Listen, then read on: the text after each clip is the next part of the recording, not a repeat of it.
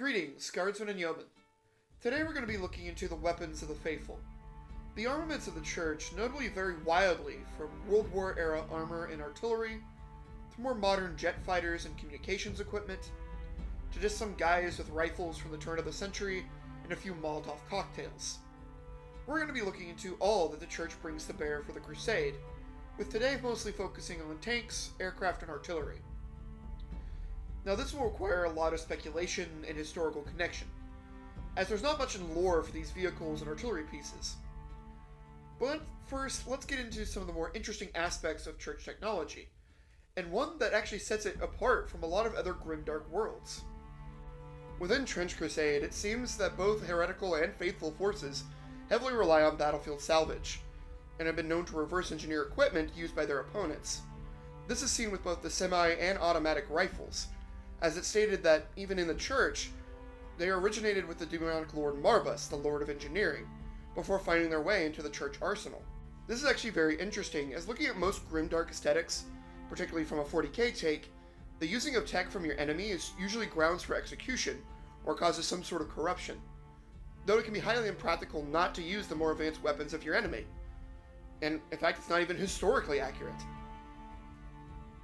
There are plenty of examples of this occurring throughout history, most notably with the Romans, where almost each piece of kit used by the stereotypical Imperial Legionnaire had some origins with an enemy they had fought, most notably with the helms, with the Montevideo and later Gallic helms, originating with Gallic warriors, taken by the Romans after battles or through trade, after they realized that the protection offered by these helms far outpaced the ones that they had in their own possession. This is even seen with the Pila and Gladius, as they had origins with Hispanic tribes that they had fought within their campaigns. In fact, it's actually part of the reason why the Romans were so effective. They openly adapted the weapons of their enemy and improved their own kit alongside it. For a more modern example, we have the invention of the synchronization gear within aircraft machine guns.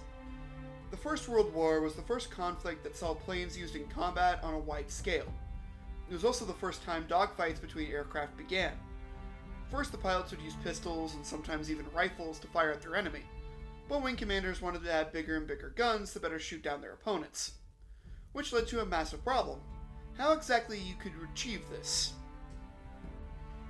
The planes of the First World War required a big front propeller to generate lift, and had wings made of balsa wood and canvas that could not support the weight of a machine gun. There are many solutions attempted by the nations of the war, including to try to put the propeller behind the fuselage, or in some cases putting a gun on top of the craft itself. Both of these are not very effective, with the former reducing airspeed and the latter proving very unwieldy. With a single Lewis gun mounted to the top of the airplane, it threw off the accuracy of the pilot as well. A little hard trying to fire a gun that is a foot or two above you, and made the entire aircraft just top heavy, to ideas that were just dangerous, like having a gunner in front of the moving propeller, which is not the best idea. One, the pilot can't, communicate with his gunner, and two, it could literally chop the head off the gunner should he try to lean back. The German company Fokker came up with the idea for the synchronization gear. This was a timed gear that allowed the gun to fire in between the rotations of the propeller, and would lead to a massive advantage for the Germans within dogfighting. Able to bring twin-linked Maxim machine guns, they severely outpaced their Allied counterparts. Allied pilots got a break, however, when a German plane crashed behind Allied lines, allowing their scientists to reverse engineer the synchronization gear and begin using it on their own planes, evening out the playing field in the battle for the skies of the First World War. Another major element the Church relies on when it comes to the creation of armaments is that of divine intervention. The followers of Saint Eulogius, the patron saint of metalworkers, a man who was a Frankish goldsmith that apparently freed a horse from demonic possession, and was canonized as the patron saint of toolmakers and horses, work and create advanced metalwork seen in the church's arsenal with the gifted divine metal known as orichalcum. This is a metal gifted by the divine themselves, and can be used to make armor and weapons that are both more durable and stronger than anything a mortal hand can produce, all while reducing the item's weight. The metal was gifted to all faithful nations, though it seems that Free Prussia owns the lion's share of the material and possibly the only way of reproducing it. It's used in everything from infantry armor, tanks, artillery, and even the very ballistic missiles and shells that are fired from these guns. The metal is also used to create the church's massive war machines, such as the mobile night fortresses and the massive mechs that defend the walls of New Antioch themselves, and even Britannia's moving fortress, a vehicle that required most of the supply in Britannia to create. Now, let's get into some of the weapons that we can see on the battlefield and what makes up an attack from the church. An assault from New Antioch is not just mass infantry, but more along the lines of the Battle of Cambrai. It was one of the last battles of World War I, and one of the first battles to see combined arms warfare, rather than, say, the mass infantry assaults of the First Battle of the Somme. That is better left off to the trench pilgrims, who were probably more than excited about charging across no man's land into machine guns. When New Antioch amasses for an attack, it's common to see air, armored, and artillery support within the assault. So let's get into the wings of this assault and start off with one of the lesser known parts, the armored divisions. It is stated that mass armored engagements take place in between the trenches, though it is unknown how exactly these New Antioch tanks look. We'd have to look through history and some of the connections to tanks of the time period to get a good idea about what types of variants we'll see on the battlefield. And we actually do have one image of a church tank, and one that actually breaks the mold of what we would think of armored vehicles at that time period. So let's take a look at some of the variants we'll see on the French Crusade battlefields. Some of the older variants that we can see is the FT-17. Equipped with the first ever rotating turret for a tank, it was smaller than the other tanks of the time, but it was faster and more agile.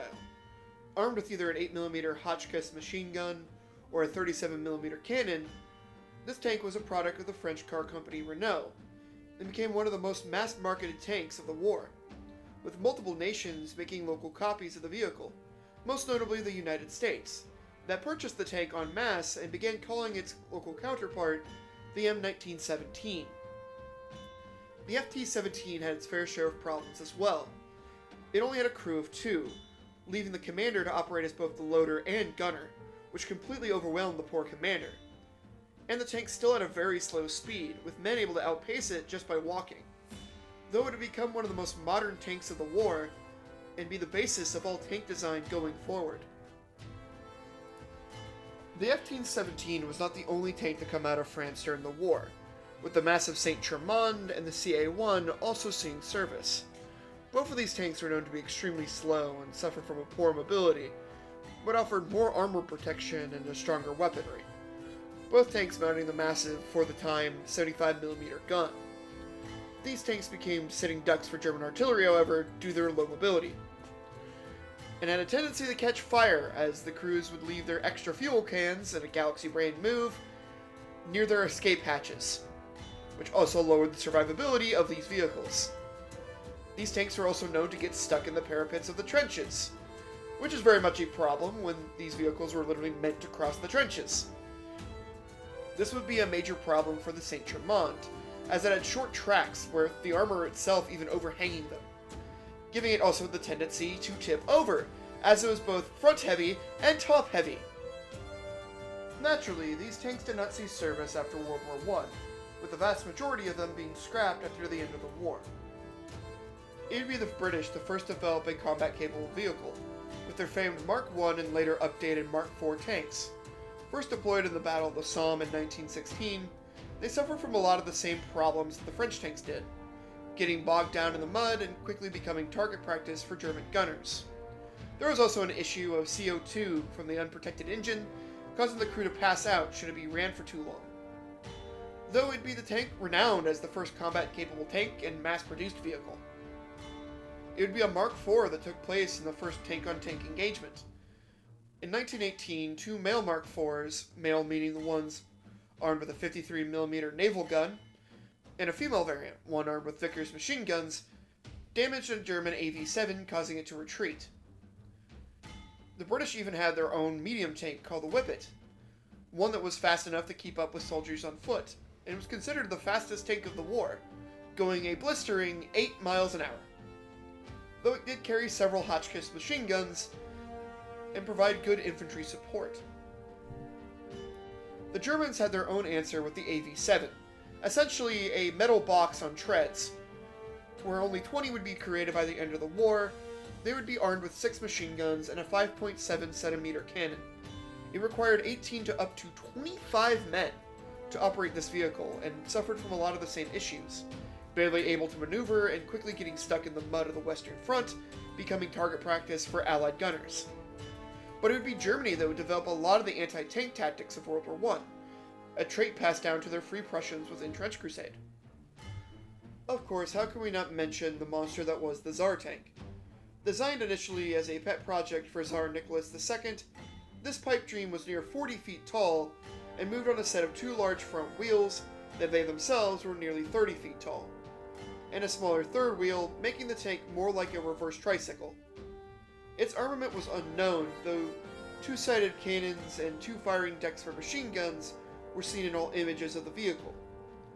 It never got out of the testing phase, with its first and only model sinking into the mud of the testing course, never to be recovered during its very first test. These would be some of the first armor designs fielded by the Church, and at first glance it can be seen why they would have such issues bridging the gap in the arms race with the heretics for armored vehicles, as these are not the most advanced vehicles in the world and suffer from a myriad of issues, carrying light armor and weapons. But we actually do have an image of a more modern Church tank, though one clearly taken over by either the Trench Pilgrims or another holy organization, and used as a shrine or a mobile punishment platform. As nothing with New Antioch screams, "Hey, let's put a Catherine wheel in the back of our armored vehicle and send it into battle." But it does give us an idea about the types of vehicles the Church has in their motor pool, as this tank is clearly modeled off the SU series, most likely the Su-152. These were tank destroyers fielded by the Soviet Union and based upon the early KV chassis. The KV line of tanks were some of the first large tank vehicles fielded by the Soviet Union. The most notable of the KV line was the KV-2. Known as a little fridge on treads, this assault gun saw heavy action during the early stages of Operation Barbarossa, with its massive front cannon being one of the few tanks that can match the German panzers. The use of the KV chassis show that the vehicles of New Antioch are clearly more interwar and even early World War II than we initially thought.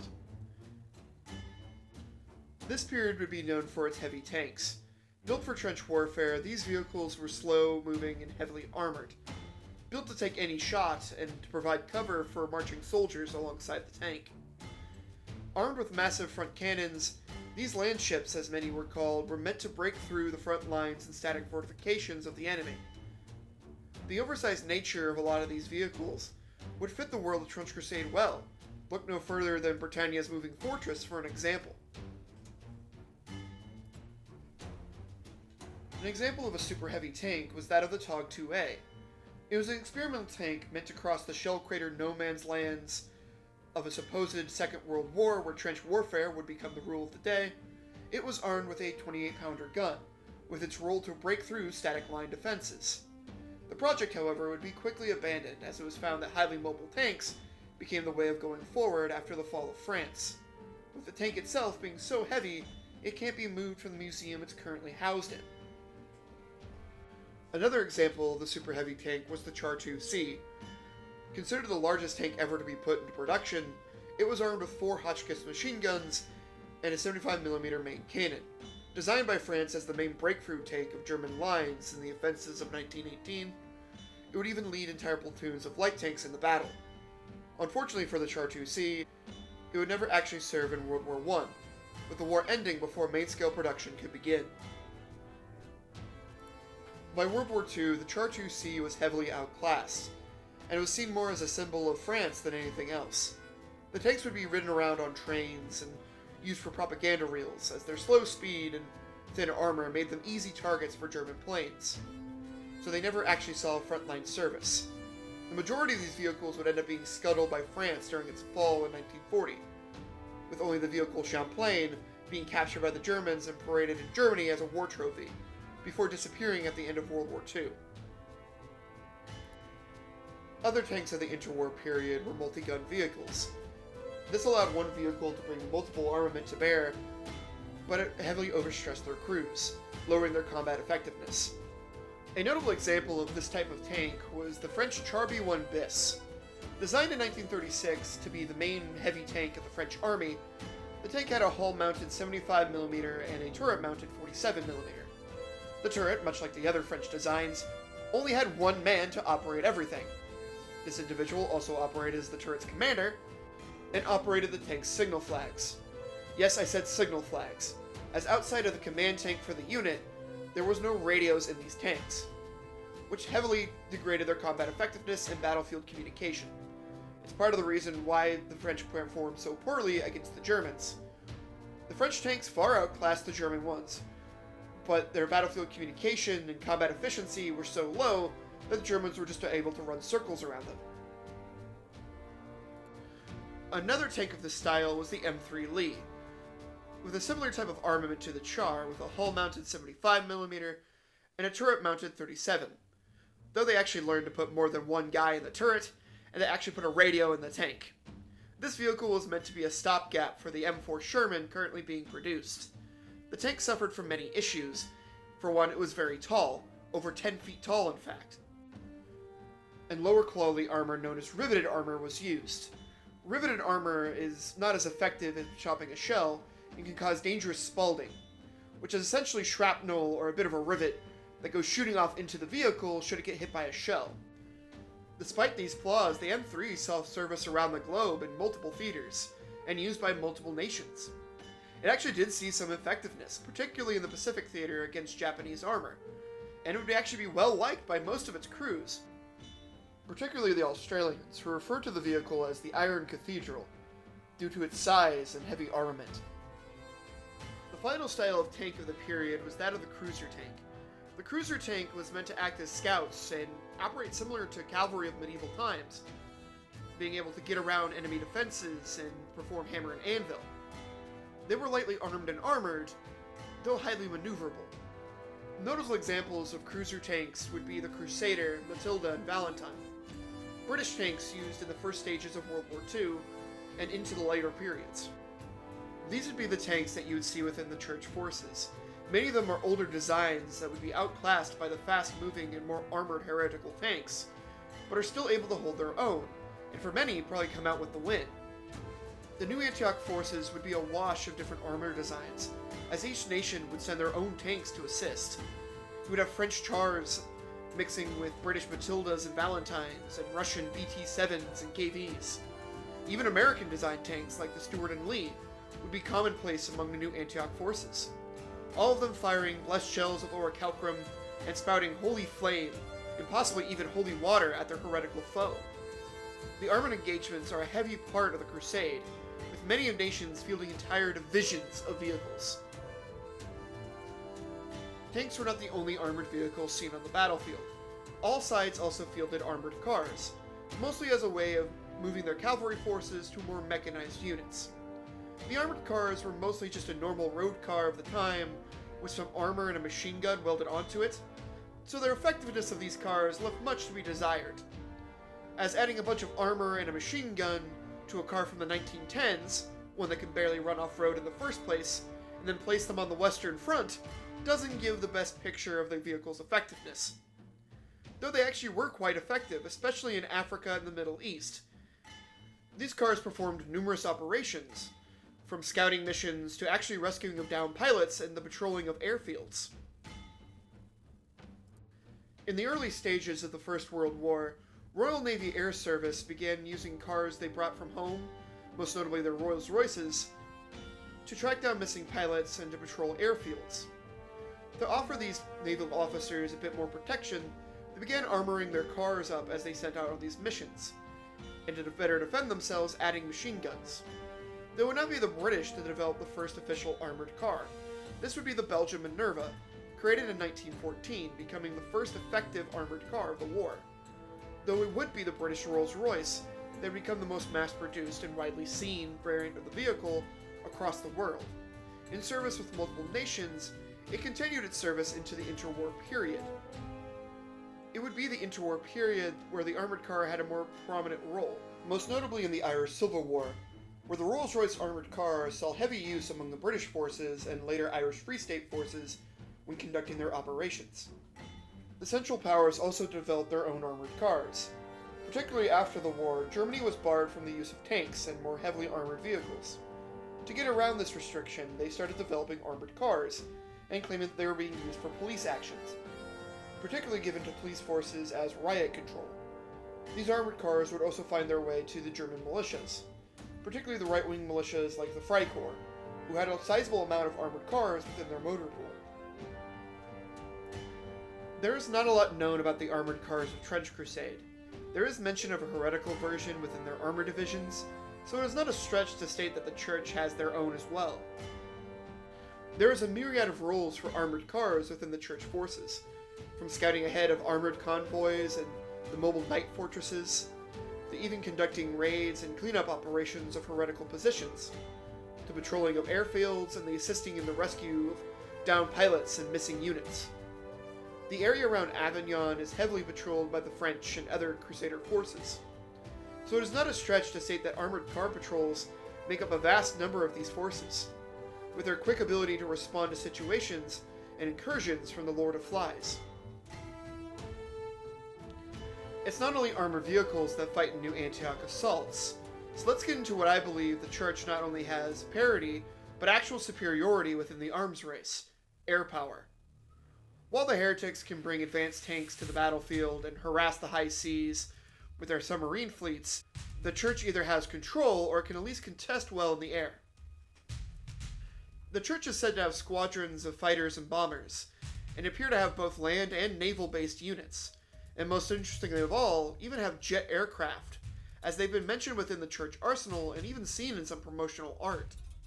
While it fits to have Sopwith camels and Fokker aircraft duking it out over the skies of no man's land, all signs point out to the Church using much more advanced aircraft and even zeppelins and other airships.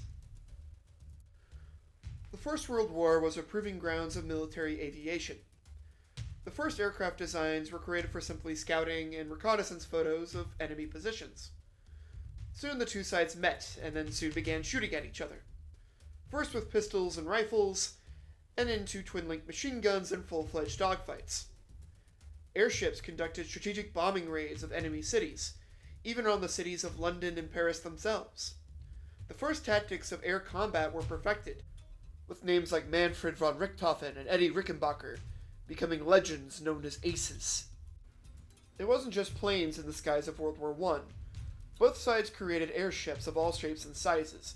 Most of these airships were meant for observation, with most being a simple balloon with a basket underneath to allow an individual to observe the opposing side. Though it would be the Germans that would fully develop their airships, known as the Zeppelins. The Zeppelin was from a German airship company by the same name, and they provided luxury transport throughout Europe in the years prior to the war. During the war, German commanders began seeing the potential of using the Zeppelins as weapons platforms. Adding machine guns and the ability to drop bombs, the Zeppelins became strategic bombers of the German Air Force. The Zeppelins began conducting air raids upon Allied cities, most notably Antwerp and Paris, and even provided tactical support on the front lines, supporting infantry attacks on the Eastern Front, bombing Russian positions. In 1915, Germany began a strategic bombing campaign of Britain. While these attacks were very terrifying, they didn't contribute much and were stopped in 1916, as the Zeppelin attacks tended to be off-target and do little damage. There was also the problem of the Zeppelins being filled with hydrogen, which is very much more explosive. And with anti-aircraft advancements and fighter pilots getting better at shooting down airships, it caused many a fiery end for the Zeppelins. Aircraft of the Church appear to be much more interwar, and we'd have to look more to those designs, like the B-18 Bolo, the precursor to the B-17 and B-24, and fighters like the Hawker Hurricane of Great Britain, one of their first original fighters and the hero of the Battle of Britain, and US fighters like the P-38, 39, and 40, early war designs that did serve well, but were quickly replaced by more advanced fighters. The Church still more than likely makes use of biplanes, particularly in reconnaissance and in naval bombing roles, as their lighter weight made it easier for them to take off from aircraft carriers. These would be designs like the Swordfish, a British naval bomber most famous for taking out the rudder of the Bismarck with a torpedo, and we know for a fact that the moving fortress of Britannia carries several squadrons of naval bombers in the form of the British Sky Knights. We also know that the Church has access to jet fighters. We can tell from several of the promotional art, as we have these blurry images of jets coming from faithful lines. Those flak batteries are also part of the Church, and they're not firing at them, so they're clearly part of the faithful Air Force. These craft would more than likely be used for interceptions of heretical aircraft and bombing runs in support of New Antioch assaults. When looking towards history, these jets have to be from either late World War II or the early 50s. Designs being based upon the Me-262, the British's Gloucester Meteor, or the American Sabre jets, as the Church program for space didn't get its start till 1899, meaning that jet aircraft and jet engines have to only have existed at least since then, or just a little bit before. So as you can see, we're not looking at an F-35 here. It is actually quite unknown what weapons these jet fighters would bring. Would it be mounted machine guns, or even missiles? But this is pretty much all the aircrafts that the Church can bring to the forefront. So let's get into the third part of this combined arms attack with the artillery, the big guns. The First World War was an artillery conflict. Artillery accounted for nearly 60% of all battlefield casualties. Thousands of shells were fired by all sides every minute. Rolling barrages destroyed the countrysides of France and Belgium. Brutal shrapnel rounds shredded soldiers, causing grievous injuries. And it was the main reason for the very term of shell shock, from the mental trauma of days of constant bombardment. 1 million shells were fired at the first day of the Battle of Verdun alone. There are numerous types of artillery fielded by all sides, from the massive Paris guns to literal grenade crossbows. A myriad of artillery systems were developed during the war, from the massive Paris guns used by the Germans that could strike Paris from the German lines near 80 miles away, to railway guns that required specialized tracks and crews of thousands to move. It was said that these cannons were known to fire a shell that was 550 pounds. A myriad of field guns were also developed, from the 420mm howitzer known as the Big Bertha that required a specialized carriage to move it, to a 500mm howitzer used by the French, and many others, some up to 1,500 pounds, fired shells across the battlefield. These artillery systems created shell holes near 30 feet wide and nearly 6 feet deep, with many others even being larger than that. Artillery was an ever-present and constant threat upon the battlefields of World War I. Mass barrages were conducted to weaken enemy lines, with millions of shells fired in short periods of time, creating massive devastation and mental trauma for the soldiers. These became so commonplace that they would begin naming the artillery they heard, most notably the whiz-bang, named for the German 105mm, for its distinctive noise when fired. Artillery duels conducted between the sides carried out day in and day out, trying to knock out each other's systems. It was stated that a pre-bombardment by the British at the Battle of Malacé consisted of over 35 million shells fired in less than a week. Trench mortars placed in the trenches themselves cleared out entire dugouts, causing them to collapse on soldiers taking cover within them. Some of the shells fired by these systems neared 30 centimeters across. Some prime examples are the 18-centimeter trench mortar used by the Germans. It fired a shell so dangerous that its crew had to stay almost 50 feet back for their own safety. To the 2-inch mortar, or better known as the toffee apple or plum pudding, a joke upon the circular ammunition that this mortar fired, and the fact that it had to be attached to a stick in order to be fit into the mortar tube itself. The plum pudding was mostly used to clear out barbed wire and allow easier access to German trenches, though it could be used on the German dugouts themselves. To even smaller, more impromptu equipment like the Fletcher trench catapult. This was literally a giant slingshot that lobbed live grenades into German trenches, and the French's grenade crossbow, yes, a literal crossbow, doing the exact same thing. These were mostly stopgap measures, trying to figure out how best to launch grenades into an opposing trench safely, before the development of trench mortars really took off. Though I can definitely see some trench programs using these in combat. Within Trench Crusade, artillery of all types are used, And it's actually very interesting to see that some of the more extreme sizes of artillery actually existed within the real world. We don't know much about the new Antioch Artillery Corps, though it is stated that the walls of the city are protected by 300-foot cannons firing divine shells, created out of orichalcum by the Saints of Eulogius. And the church has its own access to ballistic missiles from their space program. Made from orichalcum as well, these rockets rain divine retribution upon heretical forces. We also can see Flak 88s, mainly used as air defense, but it can definitely be used in tank hunting roles as well, as we saw in World War II. Other artillery pieces, from the 420 to the more common 105 to even the 75, and trench mortars dot the lines and are used to hound the heretics daily. Faithful artillery conduct rolling barrages and artillery support for new Antioch assaults and Stoss troop in advances. Artillery duels take place between heretical and faithful lines daily.